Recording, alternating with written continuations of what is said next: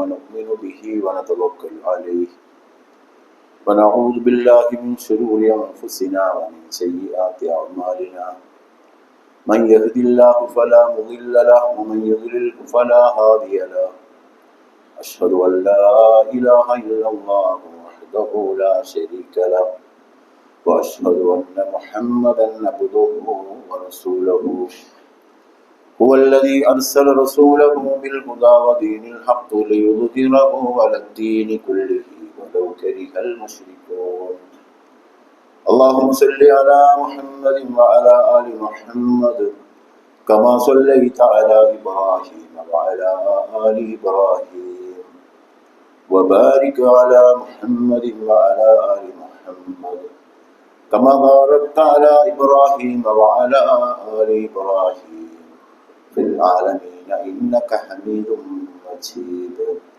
أما بعد فإن خير الحديث كتاب الله وخير الهدي هدي محمد صلى الله عليه وسلم وشر الأمور محدثاتها وكل محدثة بدعة وكل بدعة ضلالة إن أريد إلا الإصلاح ما استطعت وما توفيقي إلا بالله عليه توكلت وإليه أنيب رب اشرح لي صدري ويسر لي أمري واحلل عقدة من لساني يفقهوا قولي أيها الإخوان والأخوات أوصيكم وإياي أولا بتقوى الله أعوذ بالله السميع العليم من الشيطان الرجيم بسم الله الرحمن الرحيم إن الذين يكتمون ما أنزلنا من البينات والهدى من بعد ما بيناه للناس في الكتاب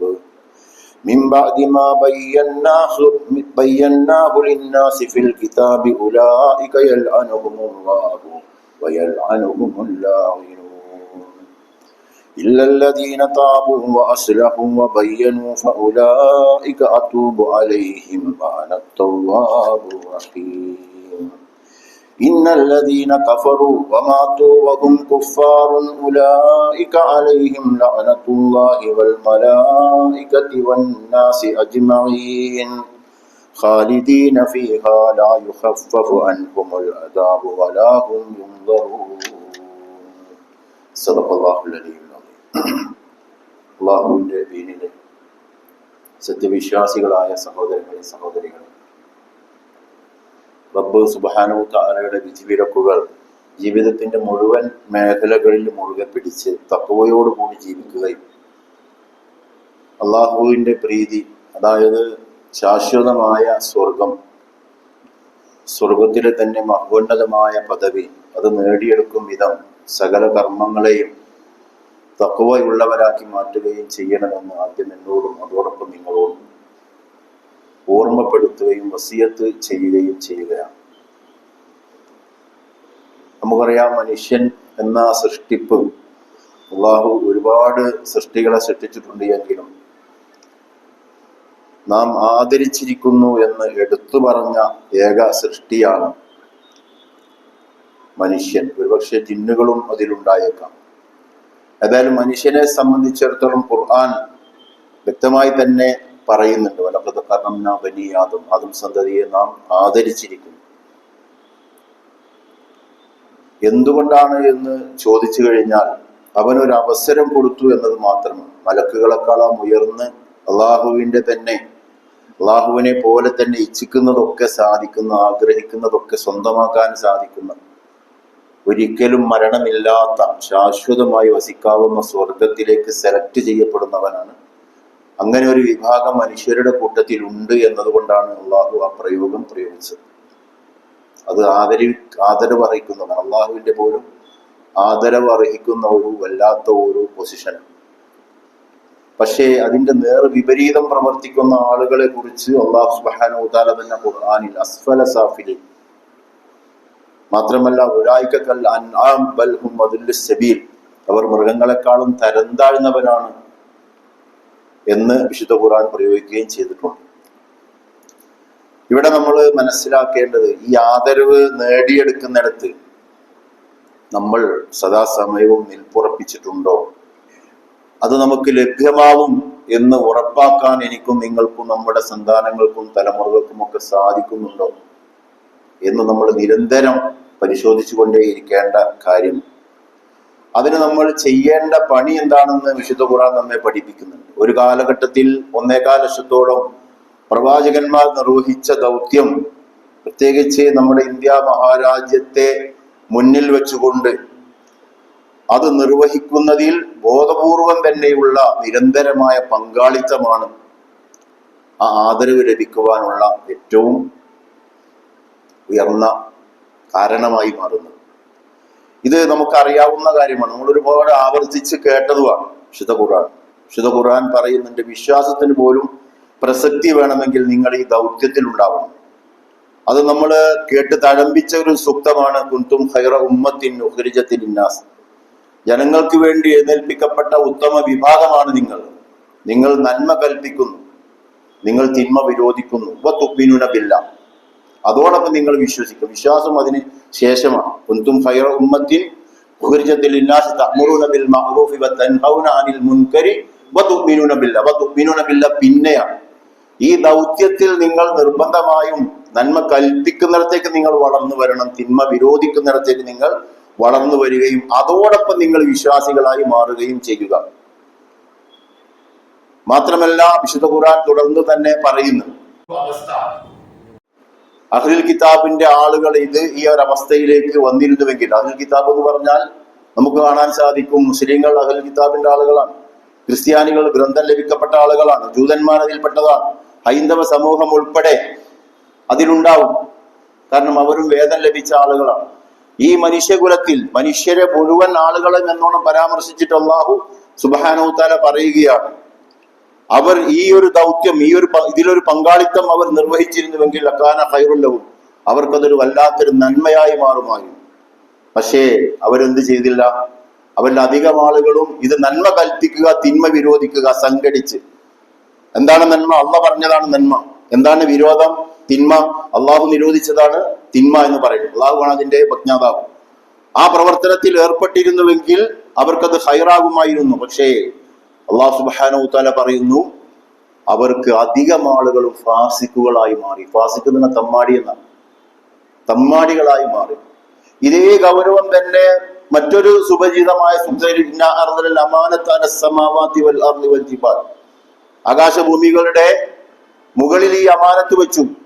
നിങ്ങൾ എന്താണ് ഷദീദായി സംസാരിക്കണം. ഷദീദായത് ഖുർആനാണ്, പ്രവാചകന്മാർ പഠിപ്പിച്ചതാണ്. ആ ഷദീദായതിനു വേണ്ടി നിങ്ങൾ സംസാരിക്കണം എന്ന് പറഞ്ഞുകൊണ്ടാണ് അള്ളാഹു ഈ അമാനത്ത്, ഈ വലിയ അമാനത്ത്, ഇതിനു വേണ്ടി സംസാരിക്കുകയും ഹക്ക് കൊണ്ടുള്ള ഉപദേശ നിർദ്ദേശങ്ങളും അതിന്റെ പ്രവർത്തനവും ഏർപ്പെടണം എന്ന് പറഞ്ഞുകൊണ്ട് ഈ അമാനത്ത് പർവ്വതങ്ങളുടെ മുകളിൽ ഏൽപ്പിച്ചപ്പോൾ അവരത് ഭയപ്പെട്ടു, അവർ പിന്മാറിയെന്ന. എന്തുകൊണ്ടാണ്? ഈ അമാനത്തിൽ, ഉത്തരവാദിത്വത്തിൽ അതിൽ ലംഘനം, വീഴ്ച വന്നു കഴിഞ്ഞാൽ സംഭവിക്കുവാനുള്ള ഭയാനകമായ അവസ്ഥ അത് കണ്ട് പേടിച്ചുപോയി അവർ, അല്ലെങ്കിൽ അത് മനസ്സിലാക്കിയവർ ഭയപ്പെട്ടവർ നിന്ന് പിന്മാറി. പക്ഷേ മനുഷ്യൻ എന്ത് ചെയ്തു? അത് ഏറ്റെടുത്തു. ഇന്നഹു കാന ളലൂമൻ ജഹൂല എന്നാണ് അള്ളാഹുവോട് പറയും. അധിക ജനങ്ങളും എന്തായി? ഈ അമാനത്തിനോട് ലാലിമുൻ ജാഹിലുമായിട്ട് വർത്തിക്കുകയും ചെയ്യുന്നു.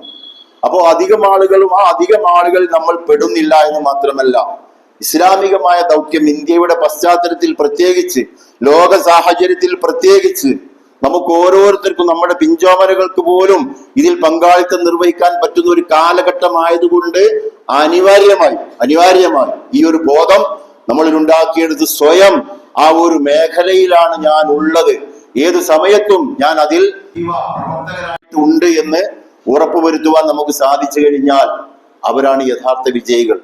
അതിലേക്ക് വരാത്ത ആളുകളെ കുറിച്ച് വിശുദ്ധ ഖുർആൻ സൂറത്തുൽ ബഖറയിൽ 159 മുതൽ പറഞ്ഞ ഭാഗങ്ങളാണ് ഈ ഖുതുബയുടെ തുടക്കത്തിൽ ഞാൻ നിങ്ങളുടെ മുമ്പിൽ ശ്രദ്ധയിൽപ്പെടുത്തിയത്.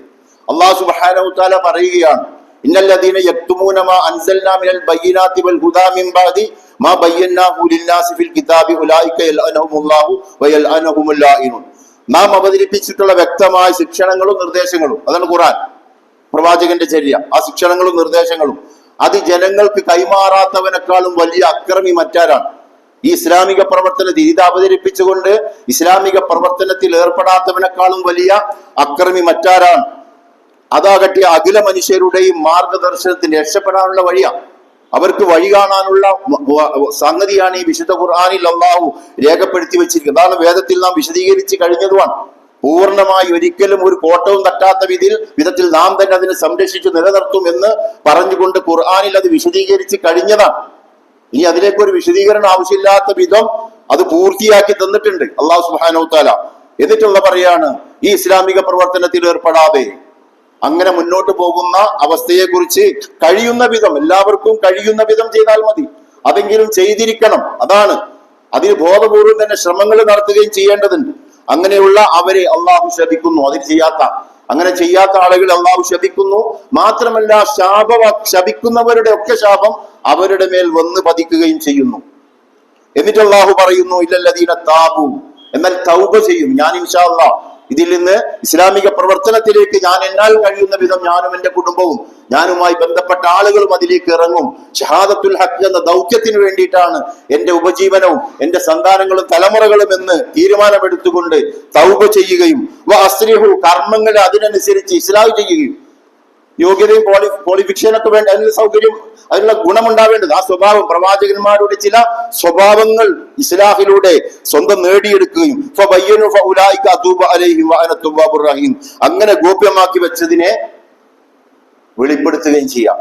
ജനങ്ങൾക്ക് കിട്ടേണ്ടതുണ്ട്. ഇസ്ലാമിന്റെ സന്ദേശം ജനങ്ങൾക്ക് കിട്ടുന്ന ആ പ്രവർത്തനത്തിലേക്ക് കടന്നു വരികയും ചെയ്യുക. അങ്ങനെ ചെയ്യുന്നവർ ആരോ അവരെ സംബന്ധിച്ചിടത്തോളം അവരുടെ തൗബ നാം സ്വീകരിക്കുമെന്നവർ, അവർ അസ്തഗ്ഫിറുല്ലാഹ് എന്ന് പറഞ്ഞു കഴിഞ്ഞാൽ നാം അത് സ്വീകരിക്കും. അത്തരം ആളുകളോട് ഏറെ പൊറുക്കുന്നവനും കരുണാവാരിധിയുമല്ലോ അല്ലാഹു. ഇന്നല്ലദീന കഫറു, എന്നാൽ ഇങ്ങനെയൊക്കെ പറഞ്ഞിട്ടും അതിന് സൗകര്യമില്ല. അതിങ്ങനെ ഇപ്പൊ നോക്കൂ നിങ്ങൾ, മിനിയാൻ ദിവസം കമ്മനഹള്ളിയില് ഞാൻ അവിടെ താമസിക്കുന്നു. അവിടെ പള്ളിയിൽ സ്ഥിരമായി വന്നുകൊണ്ടിരിക്കുന്ന ഒരു മനുഷ്യൻ, അയാൾ ഇതാ ഈ 5-ാം തീയതി ഫ്ലൈറ്റ് കയറാനുള്ളതാണ് ഹജ്ജിന് വേണ്ടിയിട്ട് കുടുംബസമേതം. എല്ലാം റെഡിയായതാണ്, എല്ലാം പെട്ടി വരെ ഏകദേശം ഒക്കെ ക്ലിയർ ആക്കി നിന്നുകൊണ്ടിരിക്കുന്ന ഒരവസ്ഥയാണ്. അങ്ങനെ ഇരിക്കുകയാണ് മിനിയാന്ന് ളുഹറിന് അദ്ദേഹം എന്ത് ചെയ്തു, ടോയ്ലറ്റിലേക്ക് കയറിയതാണ്. അധികം പ്രായമുള്ള ഒരു വ്യക്തിയൊന്നുമല്ല, ഞാൻ പോയി കണ്ടു. ടോയ്ലറ്റിലേക്ക് കയറി അദ്ദേഹം അറ്റാക്കുകളിൽ മരിച്ചിട്ട് മണിക്കൂർ കണക്കിന് ആരും അറിഞ്ഞില്ല. അത് എവിടെ പള്ളിയിൽ പോയതാണ് എവിടെ പോയതാണെന്നും അറിഞ്ഞില്ല. പിന്നെ തുറന്നു നോക്കുമ്പോൾ മരിച്ചു കിടക്കുന്നു. ഇന്നലെ രാവിലെ HWയുടെ നമ്മുടെ ഈ പള്ളിമുറ്റത്തുള്ള വാഹനം പോയിട്ടാണ് അദ്ദേഹത്തിന്റെ മയ്യത്തെടുത്ത് കബറടക്കപ്പെട്ടത്. ഈ ഒരു സത്യം മുന്നിലുണ്ടായിരിക്കെ ഇത്ര ഗൗരവമുള്ള വർത്തമാനത്തോട് പ്രതികരിക്കാതിരിക്കുക എന്ന് പറയുന്നത്, നമ്മൾ പോണ വഴിയിലൂടെ തന്നെ മക്കളും പോവുക എന്ന് പറയുന്നത് ഗൗരവമുള്ളതാണ്. എന്നാലും അതിന് തൗബ ചെയ്ത് തിരിഞ്ഞാലും എല്ലാ കാര്യവും ഒന്ന് ഏറ്റെടുക്കും. അവരെ സഹായിക്കുക എന്നത്, അവർക്കെന്തോ പ്രശ്നങ്ങൾ ഉണ്ടായിട്ടാണ് അവർ ഇതിലേക്കൊന്നും കടന്നു വരാതിരിക്കുന്നത് എങ്കിൽ ആ പ്രശ്നങ്ങൾ അവർ ഏറ്റെടുക്കും. ഇതിലേക്ക് വന്നാൽ ഇൻ തൻസുറുല്ലാഹ യൻസുറുക്കും വയുസബ്ബിതു അഖ്ദാമക്കും യാ അയ്യുഹല്ലദീന ആമനു എന്ന് വിളിച്ചിട്ടാ പറയുന്നത്. വിശ്വാസികളെ, യാ അയ്യുഹല്ലദീന ആമനു, നിങ്ങൾ അല്ലാഹുവിനെ സഹായിക്കുന്നുവെങ്കിൽ ഞാൻ നിങ്ങളെ സഹായിക്കും, നിങ്ങൾക്ക് അടിയുറപ്പ് നൽകും. ഈ ലോകത്തും മരണത്തിലും പരലോകത്തിലും ഒക്കെ. ഇന്ത്യൻ സാഹചര്യം മുന്നിൽ വെച്ചുകൊണ്ട് കേൾക്കണം. ഇത് മുമ്പത്തെ മാതിരിയൊന്നുമല്ല. നമ്മളാരും പ്രവർത്തിച്ചില്ലെങ്കിൽ കാര്യങ്ങൾ അങ്ങനെ നടന്നുപോകും എന്ന് വിചാരിക്കുന്ന സാഹചര്യമല്ല ഇന്ത്യയിലുള്ളത്. എല്ലാം കവർന്നെടുക്കപ്പെട്ടുകൊണ്ടിരിക്കുകയാണ്. നോക്കൂ നിങ്ങള്, ഇന്നലെ മിനിഞ്ഞാന്ന് ദിവസങ്ങളിൽ വരെ എന്തൊക്കെ കവർച്ചകളാ ഈ ഫാസിസ്റ്റ് ഭരണകൂടം ഈ രാജ്യനിവാസികൾ നടത്തിക്കൊണ്ടിരിക്കുന്നത്. നമ്മളുടെ ഈ പള്ളിയും സംവിധാനവും ഒക്കെ ഉൾപ്പെടെ ഇതിലെങ്ങാനും വിദേശത്തിന്റെ ഫണ്ട് ശേഖരിക്കപ്പെട്ടിട്ടുണ്ട് എങ്കിൽ അതിന്റെ അന്വേഷണം നടത്തി അതിന്റെ രേഖകളൊന്നും ക്ലിയർ അല്ല, ചില അപാകതകളുണ്ട് എങ്കിൽ ഈ പള്ളിയും സമ്പത്തും ഉൾപ്പെടെ പിടിച്ചെടുക്കാൻ പറ്റുന്ന രേഖകളാണ് വിദേശ ഫോറിൻ ഫണ്ടുമായി ബന്ധപ്പെട്ടുകൊണ്ട് ചുട്ടെടുത്തുകൊണ്ടിരിക്കുന്നത്. അവരാരാണ്? ഇതിന്റെ മുമ്പ് നമ്മളുടെ വഖഫ് സ്വത്തുക്കളെ മുഴുവൻ അടിച്ചെടുക്കുവാൻ നിയമങ്ങളും സംഗതികളും കൊണ്ടുവന്നവരാണ്. NRC, CA എന്നൊക്കെ പറഞ്ഞ്, മാത്രമല്ല SIR-ലൊക്കെ പുറത്താക്കിക്കൊണ്ടിരിക്കുകയാണ് ഈ സമുദായത്തിന്റെ മക്കളെ. ഇപ്പൊ വരാനിരിക്കുന്ന ഇലക്ഷനിൽ ആരുടെയൊക്കെയാണ് വോട്ടാണ് നഷ്ടപ്പെട്ടു പോകുന്നത്, ആരൊക്കെയാണ് ഇതിലേക്ക് ഇരട്ടിപ്പിച്ച് കടന്നു വന്നുകൊണ്ടിരിക്കുന്നത്, ആരൊക്കെയാണ് വിജയം തട്ടിയെടുത്ത് കൊണ്ടുപോയിക്കൊണ്ടിരിക്കുന്നത് എന്ന് നമ്മൾ കണ്ടറിയാനിരിക്കുകയാണ്. ഈ സമയത്തും ഈ ദൗത്യം നിർവഹിക്കേണ്ട ഇറങ്ങി കാര്യങ്ങളെ തുറന്നടിച്ച് പറഞ്ഞ് ദൈവിക ബോധം ജനങ്ങളിൽ ഉണ്ടാക്കി ഒരു ആത്മീയമായ ഒരു അവസ്ഥ അവർക്ക് ബോധ്യപ്പെടുത്തി കൊടുത്ത് ഒരു നരകത്തെ കുറിച്ച് മുന്നറിയിപ്പ് നൽകി ഇതിലെങ്ങാനും സത്യസന്ധമായ അവസ്ഥയിലേക്ക് നിങ്ങൾ നേരിടാൻ നമ്മളുടെ കൂടെ വന്നാൽ നമുക്ക് വാഗ്ദാനം ചെയ്യപ്പെട്ടിരിക്കുന്നത് സ്വർഗമാണ് എന്ന് ബോധ്യപ്പെടുത്തി കൊടുത്ത് ഈ ദൗത്യത്തിന് സമയമില്ലാതെ നമ്മളിപ്പോഴും നമ്മളുടെമായി ഇടപെട്ട നിസ്കാരത്തിലും ദുആയിലും ദിക്റിലും കഴിഞ്ഞുകൂടി കഴിഞ്ഞാൽ എന്തായിരിക്കും അവസ്ഥ? പലപ്പോഴും ഞാൻ പറയാനുള്ളൊരു ഉദാഹരണമുണ്ട്. ഒരു +2 ഹയർ സെക്കൻഡറി സ്കൂൾ സങ്കല്പിക്കുക. അവിടെ ഒരു പ്രധാന അധ്യാപകനെ നിയമിച്ചു. ആ അധ്യാപകൻ എന്ത് ചെയ്തു?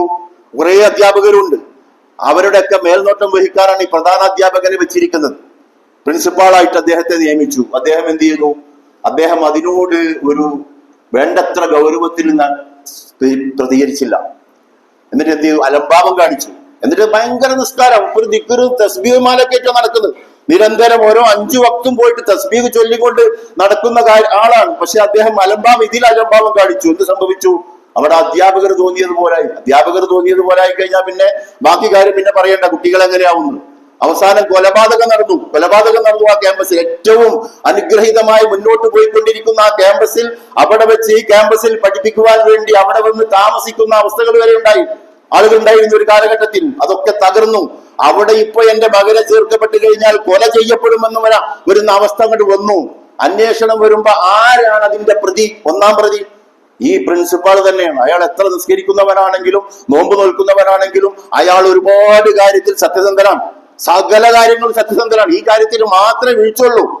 വേറൊക്കെ അദ്ദേഹം ഉഷാറാണ്. പക്ഷേ ഒന്നാം പ്രതി അയാൾ തന്നെയാണ്. അയാൾ കളിച്ചത് കാരണമാണ്, അയാളുടെ ദൗത്യം നിർവഹിക്കാതിരുന്നത് കാരണമാണ് അധ്യാപകർ കളിച്ചപ്പോഴാണ് കുട്ടികൾ ഈ കോലത്തിലേക്ക് മാറിയത്. അതിന്റെ ഒന്നാം പ്രതി ഇയാൾ തന്നെയാണ്. ഇത് തന്നെയാണ് അള്ളാഹു ഇവിടെയും പറഞ്ഞത്. ഈ ദൗത്യം നിർവഹിക്കണം നിങ്ങൾ. ഇതാ കൊന്നുകൊണ്ടിരിക്കുന്നു, അടിച്ചു കൊന്നുകൊണ്ടിരിക്കുന്നു, ഈ സമുദായത്തെ പുറത്താക്കിക്കൊണ്ടിരിക്കുന്നു, ഇവരുടെ ഏറ്റവും വലിയ അമാനത്തുകൾ കവർന്നെടുക്കപ്പെട്ടുകൊണ്ടിരിക്കുന്നു. ഈ സമയത്ത് നമ്മൾ ദിക്റും ദുആയിലും മാത്രമായി കഴിഞ്ഞുകൂടുന്നു. നമ്മൾ ഇറങ്ങുന്നില്ല, പണിയെടുക്കുന്നില്ല. സന്ദർഭോചിതം. ഇപ്പൊ ഞാനിപ്പോ 2 ദിവസം മുമ്പ് നമ്മളിൽ കൊണ്ട് തന്നെ പെട്ട ഒരു പ്രവർത്തകൻ സംസാരിച്ചപ്പോ അദ്ദേഹം പറഞ്ഞ ഒരു പോയിന്റ് എന്നെ വല്ലാതെ സ്ട്രെസ് ചെയ്തു. ഏപ്രിൽ മാസത്തിലാണ് നമ്മളുള്ളത്. ഏപ്രിൽ 1-ാം തീയതി ഏപ്രിൽ ഫൂൾ എന്ന് പറഞ്ഞിട്ട് ലോകത്ത് തന്നെ ഒരു സംഗതി കേൾക്കാറുണ്ട്. 1-ാം തീയതി നമ്മൾ അശ്രദ്ധമായി കഴിഞ്ഞാൽ ഏപ്രിൽ ഫുൾ ഒരു ദിവസം നഷ്ടപ്പെടൂ. പക്ഷെ 9-ാം തീയതി നമ്മളെങ്ങാനും അശ്രദ്ധമായാൽ, 9-ാം തീയതി എങ്ങാനും നമ്മൾ അശ്രദ്ധമായാൽ കേരളക്കരയിലെ മാത്രമല്ല, അത് 5 വർഷത്തെ പ്രത്യാഘാതം മാത്രമല്ല ഉണ്ടാക്കാൻ പോകുന്നത്. കാരണം ഇവരൊക്കെ ഒന്നാണ്, പല ആളുകളും ഒന്നാണ്.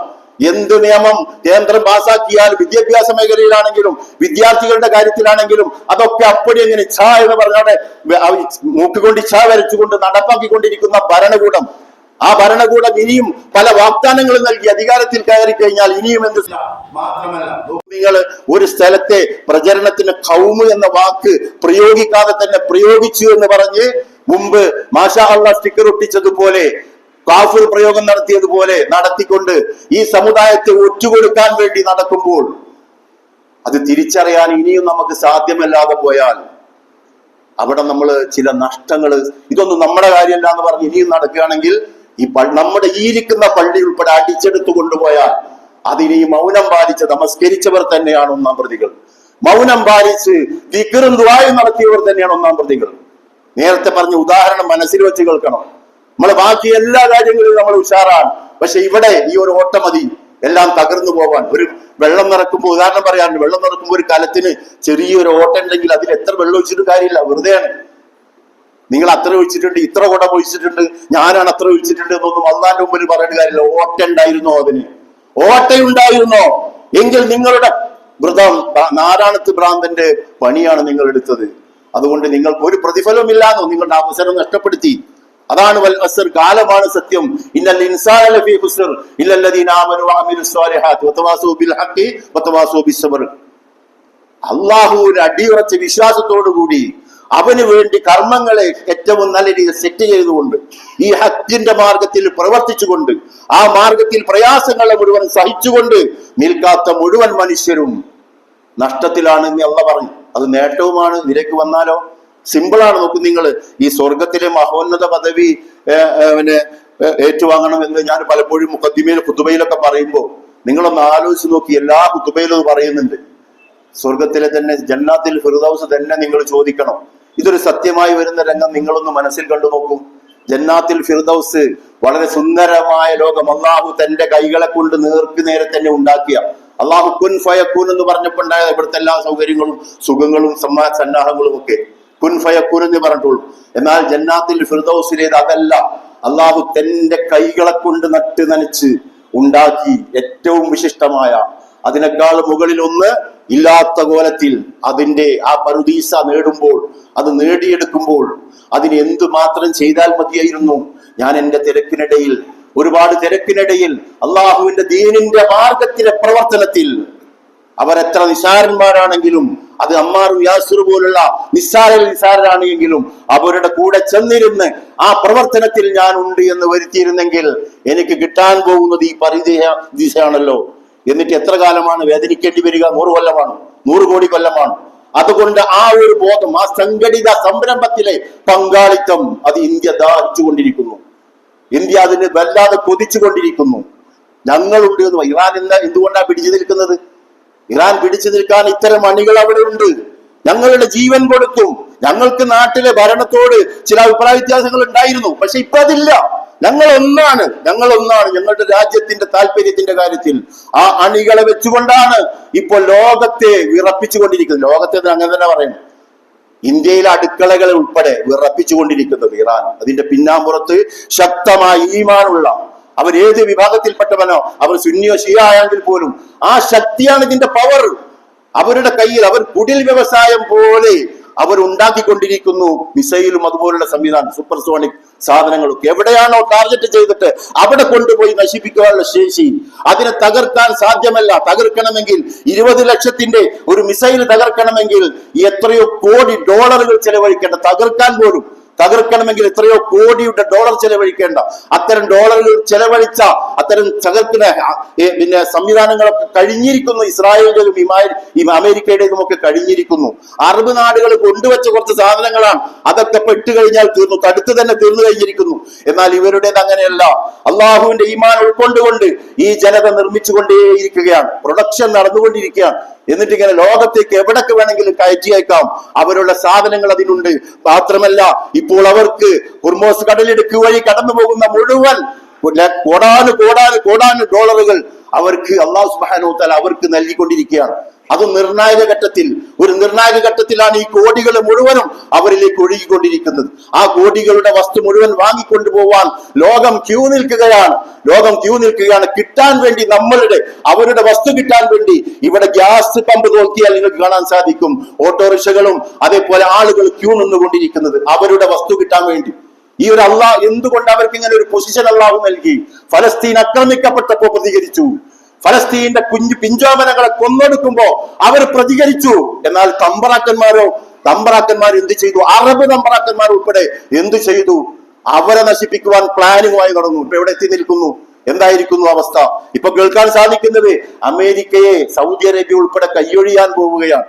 കൈയൊഴിഞ്ഞു കഴിഞ്ഞാൽ വലിയൊരു സ്രോതസ്സാണ് നഷ്ടപ്പെടാൻ പോകുന്നത്. അതിന്റെ ആലോചനകൾ അവിടെ നടത്താൻ അവർ നിർബന്ധിതരാണ്. നോക്കൂ നിങ്ങൾ, 7% ആളുകൾ മാത്രമാണ് അമേരിക്കയിൽ എന്തുള്ളൂ?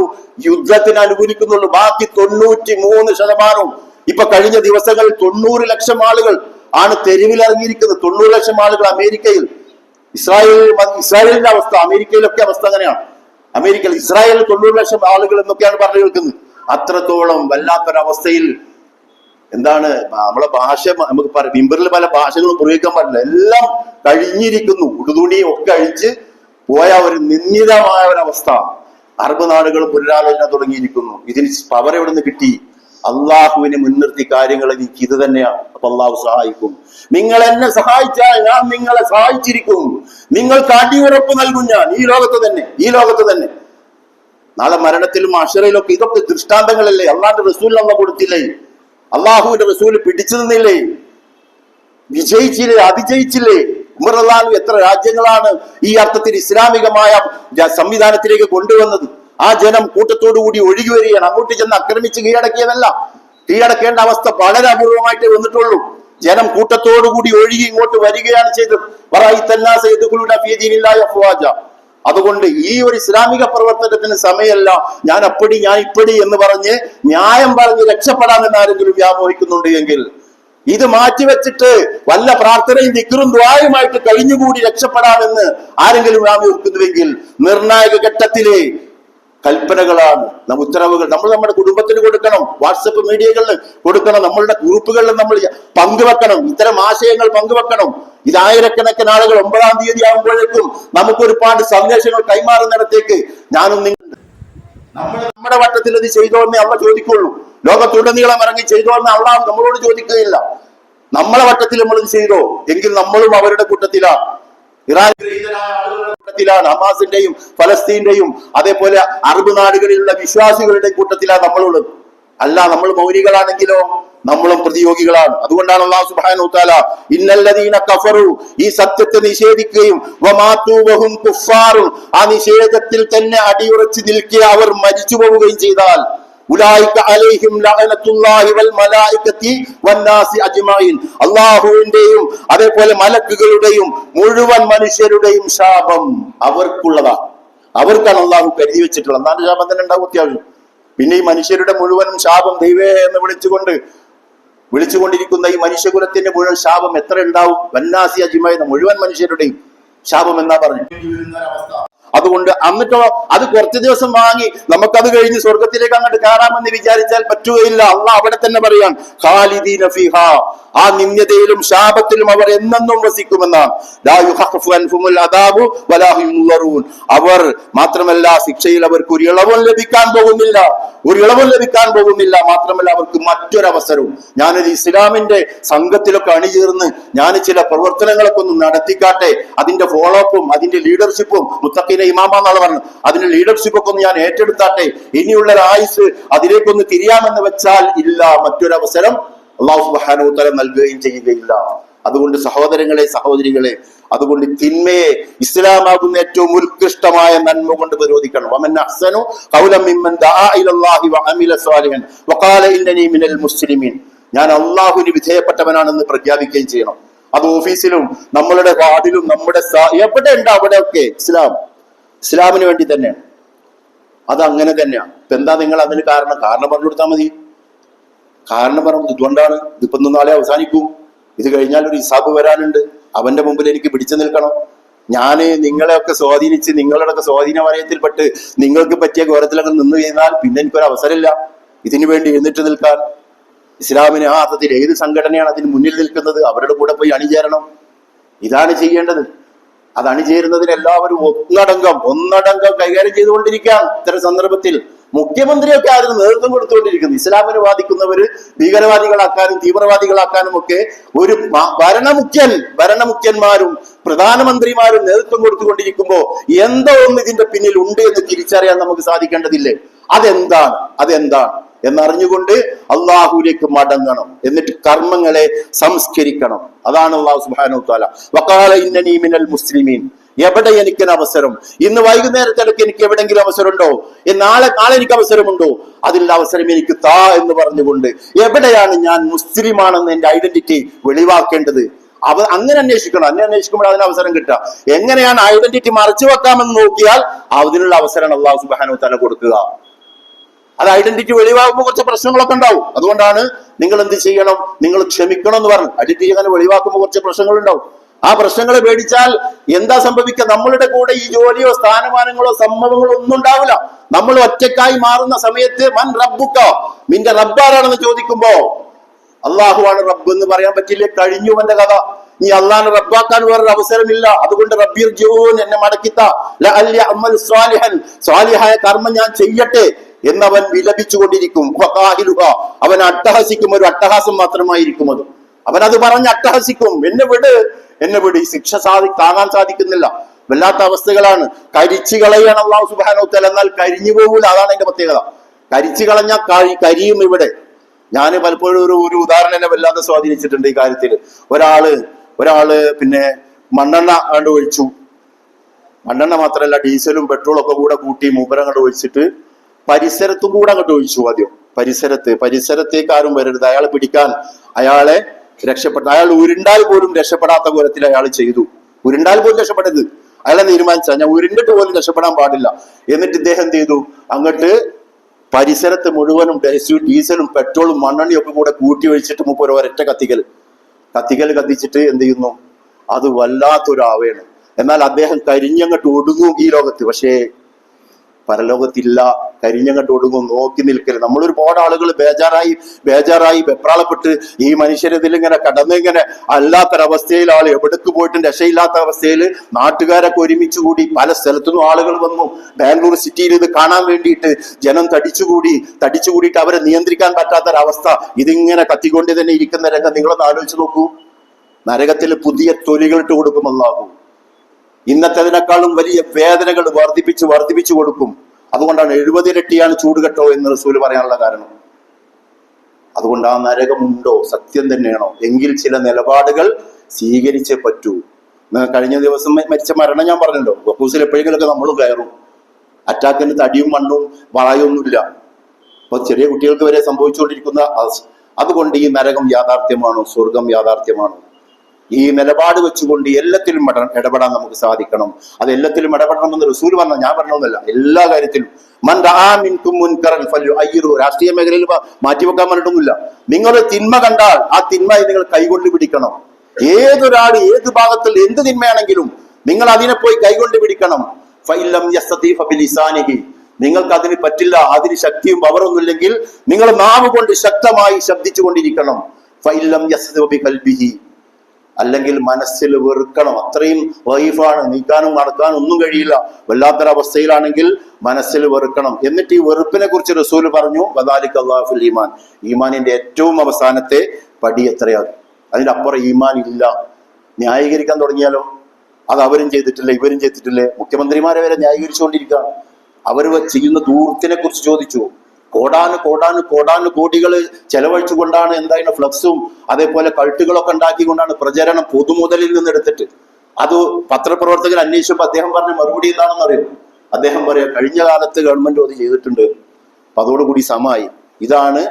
ഇതാണ് ഒരു തിന്മയെ അല്ലെങ്കിൽ ചെയ്യരുതെന്നൊരു കാര്യത്തെ പറ അരുത് കാട്ടാള എന്ന് പറയുമ്പോൾ അതിനുള്ള മറുപടി എന്താണ്? ഒരുപാട് കാട്ടാളന്മാർ അപ്പുറത്തുണ്ട് എന്ന് പറഞ്ഞ് ആ കാട്ടാളത്തും തുടർന്നുകൊണ്ടിരിക്കുന്ന അതിനെ ഒന്ന് കൈക്ക് പിടിക്കേണ്ടതുണ്ടോ? അതിനൊന്ന് നമ്മൾ ഇടപെടൽ നടത്തേണ്ടതുണ്ടോ? അതുകൊണ്ട് സഹോദരങ്ങളെ, സഹോദരികളെ, അള്ളാഹുവിനെ മുൻനിർത്തി ആലോചിക്കുക. എന്റെ ദൗത്യം എന്നാണ്. വിചാരണയെ മുൻനിർത്തി ആലോചിക്കുക. വിശുദ്ധ ഖുർആൻ എന്ന് പറയുന്ന അമാനത്തിന്റെ ഗൗരവം മുൻനിർത്തി ആലോചിക്കുക. ഇന്നു മുതൽ ആ അർത്ഥത്തിലുള്ള സന്നദ്ധമായി ഇറങ്ങിത്തിരിക്കാൻ എനിക്കും നിങ്ങൾക്കും, ഇന്ത്യ മഹാരാജ്യത്തെ മുന്നിൽ കണ്ടുകൊണ്ട് ഇറങ്ങിത്തിരിക്കുവാൻ എനിക്കും നിങ്ങൾക്കും സാധിക്കേണ്ടതുണ്ട്. ഇത് നിലനിൽപ്പിന്റെ നിർഭയത്വത്തിന്റെ ആവശ്യമാണ്. UDF നേതൃത്വം നൽകിക്കൊണ്ടിരിക്കുന്ന, ഇന്ത്യയിൽ നേതൃത്വം നൽകിക്കൊണ്ടിരിക്കുന്ന ഒരു ഭരണാധികാരി, സാധ്യതയുള്ള പ്രധാനമന്ത്രിക്ക് വരെ സാധ്യതയുള്ള ഒരാള് കേരളത്തിൽ വന്ന് പറയുന്നത് ഇത് നിർഭയത്വത്തിന്റെ വിഷയമാണ്. പരിപൂർണമായും ഭയം, എല്ലാ തരത്തിലുള്ള ഭയങ്ങളും എടുത്തു കളയുക എന്നതാണ്. ഇതെല്ലാത്തിനേക്കാളും വലുതാണ്. ഇവർ നൽകുന്ന ഓഫറിനേക്കാളൊക്കെ വലുതാണ് നിർഭയത്വം എന്ന് പറയുന്നത്. ഭയപ്പെടുത്തിക്കൊണ്ടിരിക്കുകയാണ് നിരന്തരം. ഇപ്പൊ കണ്ടില്ല, ലാസ്റ്റ് നിങ്ങൾ വീടുകളുടെ കണക്കെടുക്കാൻ പോവുകയാണ്. എത്ര വീടുകൾ കേരളത്തിലൊക്കെ ഉണ്ട്. എന്നിട്ട് അതിന് പ്രഖ്യാപിച്ചിരിക്കുന്നു, ഭരണാധികാരികൾ പ്രഖ്യാപിച്ചിരിക്കുന്നു എന്ത്? ആ വീട്ടില് ആരെങ്കിലും താമസിക്കുന്നില്ല എങ്കിൽ അടച്ചുപൂട്ടി ഗൾഫിലോ അല്ലെങ്കിൽ മറ്റു വേറെ സ്ഥലത്താണെങ്കിൽ ആ വീട് പിന്നെ കണക്കിൽ വരില്ല. നമുക്കറിഞ്ഞാൽ ആലോചിച്ചാൽ അറിയാലോ, അധികം മുസ്ലിങ്ങളാണ് ഉണ്ടാവുക. അധികം മുസ്ലിങ്ങളാണ്. ഈ നിയമം എല്ലാവർക്കും കൂടിയാണ് എന്ന് പറഞ്ഞ് അവതരിപ്പിക്കുകയും നിനക്ക് തരട്ടോ എന്ന് ബാക്കി അവർക്ക് വേണ്ടവർക്കൊക്കെ ആ വീട് എണ്ണത്തിൽ ചേർത്ത് കൊടുക്കുകയും ചെയ്യാനുള്ള തന്ത്രപരമായ ഈ നീക്കം. നമ്മൾ പുറത്താവാണ്, നമ്മളുടെ പറമ്പ് പോവാ, നമ്മളുടെ വീട് പോവാണ്, നമ്മളുടെ അഡ്രസ് പോവാണ്. ഇവിടെ നമുക്ക് എന്തെങ്കിലും ദൗത്യമുണ്ടോ? കൂടിച്ചേരേണ്ടതുണ്ടോ? അഭിപ്രായ വ്യത്യാസങ്ങൾ മാറ്റിവെക്കേണ്ടതുണ്ടോ? ഒറ്റക്കെട്ടാവേണ്ടതുണ്ടോ? ഇതാണ് ചോദ്യം. അതുകൊണ്ട് ഈ യാഥാർത്ഥ്യത്തിന്റെ മുമ്പിൽ നമ്മൾ ഇറങ്ങിത്തിരിക്കുക, പ്രാർത്ഥിക്കുക. എങ്കിലും ഏറ്റവും വലിയ ആയുധമാണ് പ്രാർത്ഥന. പഠിച്ചവനെ, ഇത് വിചാരണ ചെയ്യുന്ന നാളിൽ എന്നെയും എന്റെ കുടുംബത്തെയും നീ രക്ഷപ്പെടുത്തി തരണേ. ആ വിചാരണയിൽ ഏറ്റവും മുത്തഖീന ഇമാമ തഖ്വ പുലർത്തിയ ആളുകളുടെ ഒന്നാമന്മാരുടെ കൂട്ടത്തിൽ എന്നെ പെടുത്തണേ എന്ന് പ്രാർത്ഥിക്കുക. അത്തരം സന്ദർഭങ്ങളാണ് ഈ മുന്നിലേക്ക് വന്നുകൊണ്ടിരിക്കുന്നത്. അല്ലാഹു സുബ്ഹാനഹു തആല എല്ലാ അർത്ഥത്തിലും കാര്യങ്ങളെ കൃത്യമായി മനസ്സിലാക്കി മുന്നേറുവാൻ നമ്മെ എല്ലാവരെയും അനുഗ്രഹിക്കുമാറാവട്ടെ. അഖൂലു ഖൗലി അസ്തഗ്ഫിറുല്ലാഹി ലി വലക്കും.